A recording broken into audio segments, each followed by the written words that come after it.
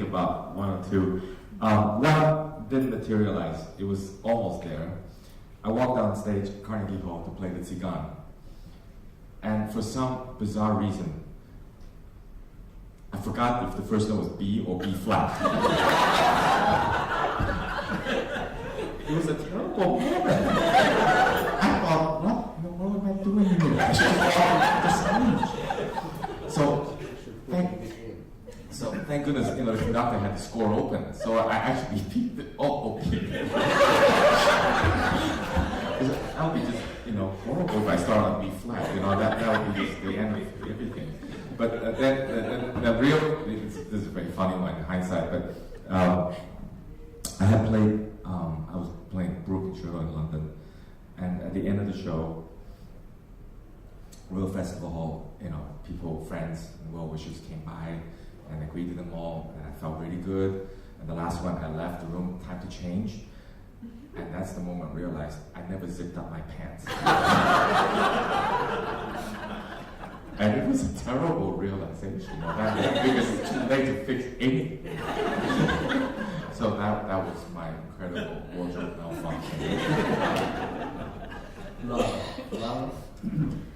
Well, I guess I've been kind of lucky. I've just been thinking about, I've broken a bow on stage, actually, and of course we've all broken E strings up the wazoo. A really horrible thing that happened once, I walked on stage with an American orchestra, which will remain nameless, and the audience started laughing. I hadn't done anything yet, I just walked on stage kind of thing, and I couldn't figure it out. I was positive that, I was tying it with Dean's story, I was positive I had toilet paper on my shoe or something, or maybe I tucked my dress into my pants, or I don't know. So I was like, totally fidgeting and looking down at myself and looking behind me, and I couldn't figure it out, and they kept on sort of making their own joke, and my heart was pounding, like I couldn't figure out what was making them laugh so hard, and I had to just sort of start without knowing, and I sort of got through it, but the whole time, my mind was not there. I was just thinking, like I kept looking down, like expecting the toilet paper or something. And it turned out that this was quite some time ago when I was experimenting with some serious stilettos, which I don't do anymore. And as Taz and I were discussing earlier, I tower over most people at 6 feet tall as a girl. And I guess I'd gotten these platforms or something, which were at least 4 or 5 more inches, which made me 6'5" or something. And the conductor, and I don't know what I hadn't thought about this.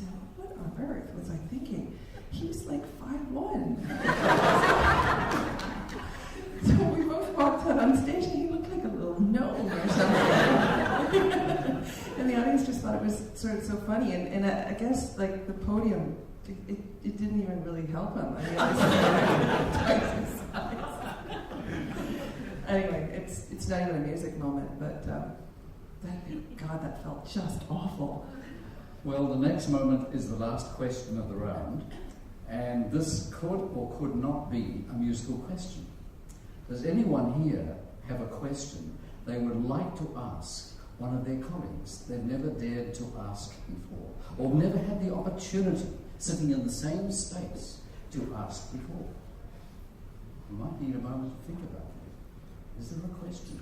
Look around your colleagues here. Now, you've got a small question. Tasman's got a small question. It's not a musical one, but we all go on loads of aeroplanes with our violins, and I want to know if anybody has the magic formula to make the horrible lady at check-in let you take your violin on board with no problems whatsoever. What do you say? Well, I have a recent trick that I use. Okay, but you have to be a bit bigger, I think. Yeah. Well, not so much just shoe-wise, but I've discovered that if they don't see it, they don't know it's there.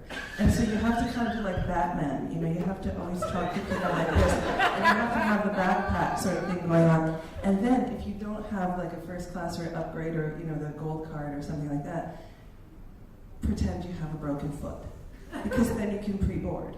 And if it's like a -8 or something like that, if they get on before you, you won't have any room in that overhead, and they'll make you check the fiddle, and then you have to get off the plane, and then you have to take the train, and you have to cry, and you have to this and that. So pre-board by limping, it works really well, and don't show them that fiddle at any point.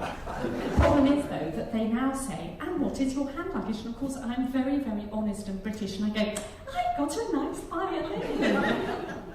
Okay, I should stop doing that. And I get the broken foot. Okay. The broken foot is excellent. Have you tried one of those new little cases that has the bow separate? Oh, yeah. Those aren't very safe. No, there's a great one. There's a band one, which is excellent. But I have to say that, being one of the older folks here on stage, I actually had to live through this at the time before they had overhead luggage compartments, and you used to get on planes, and they said the space above you is only for coats and hats. Who carries a hat? And you weren't allowed to put anything there. And so then the question was how to persuade them that their violin actually fit under the seat, which of course it doesn't. But what you did was that you actually shoved it ahead, and so it was going over the next person's feet. You said, excuse me a second, and then when they passed, then you pulled them back. But the person who you should really speak to is the person who used to be the cellist in my trio, Colin Carr, because for years he carried a cello on board without paying for a seat. And he did that, first of all, by being unbelievably charming with all the female attendants. And by doing extraordinary amount of research into which types of aircraft had which types of overhead bins, and to the kinds of things you're mentioning, but taken to an entirely new level. I mean, he had these techniques you wouldn't believe, and exactly when you board, and exactly what you say, and who do you talk to, but I never actually had to check the violins. Who? Well, I think we've had a wonderful time with these judges. I think the battery might have gone flat, so it must be time to finish. But this is the first time we've managed to get all the jury on stage at once to be quizzed like this. And we've found out that just like you and me and all the contestants, they're entirely human. And they have great feelings, I'm sure, for their contestants. They've all been there before. So we're very lucky to have them here for this competition, and thank you very much for your time and sharing your careers with us. Thank you very much.